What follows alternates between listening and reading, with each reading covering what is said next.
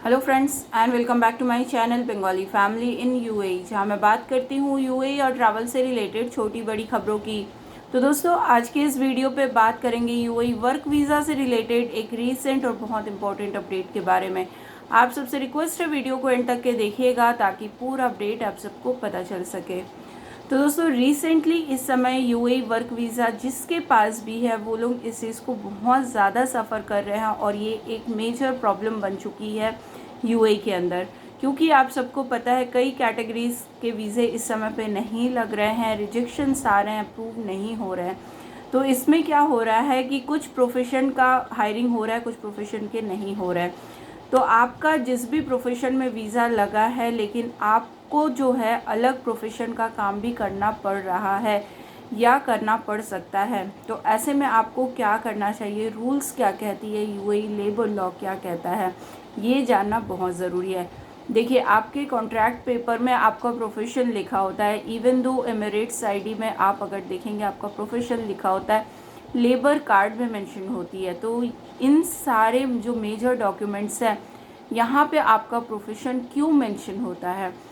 According to UAE labour law क्या है कि आपको जिस भी प्रोफेशन के लिए हायर किया गया है, आप जिस भी प्रोफेशन के लिए कॉन्ट्रैक्ट साइन किए हैं, आपको उसी प्रोफेशन में काम करना बनता है। ठीक है, और भी कुछ क्लॉजेस इसमें हैं, टर्म्स एंड कंडीशंस हैं। देखिए, अगर आपके एग्रीमेंट से यानी कि आपकी रजामंदी से अगर दूसरा काम, दूसरे प्रोफेशन का काम अगर आप कंपनी के लिए कर रहे हैं तो इसमें कोई दिक्कत वाली बात नहीं है। ठीक है, लेकिन अगर कंपनी आपको हायर करती है, फॉर एग्जांपल मैंने बताना है कि अगर आपको हायर करती है अकाउंटेंट के लिए, लेकिन आपको जो काम करना पड़ रहा है वो सेल्स का काम करना पड़ रहा है या मार्केटिंग का काम करना पड़ रहा है, आपको बाहर जाना पड़ रहा है, तो अगर आप चाहते हैं तो आप ये काम कर सकते हैं। लेकिन अगर आप नहीं चाहते हैं तो कंपनी का कोई भी हक नहीं बनता है कि आपसे अदर प्रोफेशन का काम करवाया जाए। जो आपके कॉन्ट्रैक्ट पेपर में है, जिसमें आप जिस प्रोफेशन में आपसे एग्रीमेंट हुई है, जिस पोजीशन के लिए एग्रीमेंट हुई है, उसी पोजीशन का काम आपको करना है।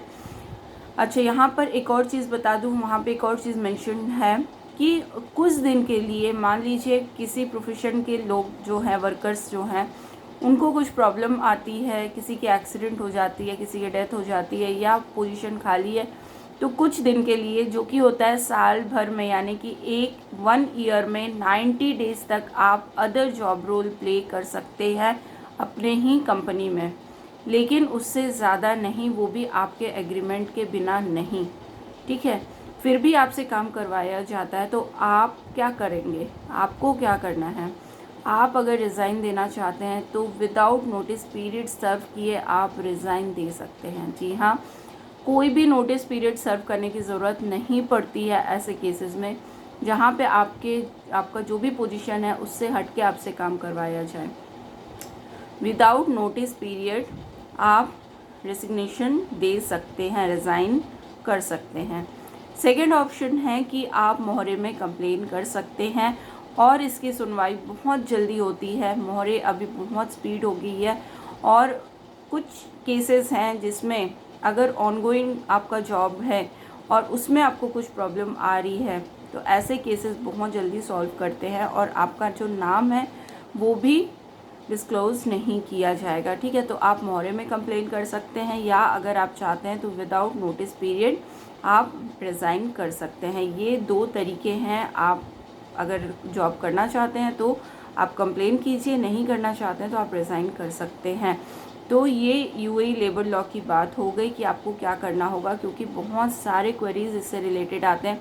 बहुत सारे लोग इस समय पे इससे रिलेटेड प्रॉब्लम फेस कर रहे हैं। आपको पता है वीज़ा प्रॉब्लम्स चल रही हैं, इसी कारण से आपकी हायरिंग होती है एक जॉब रोल के लिए लेकिन आपको कुछ और जॉब करना पड़ रहा है, तो आप ये स्टेप ले सकते हैं।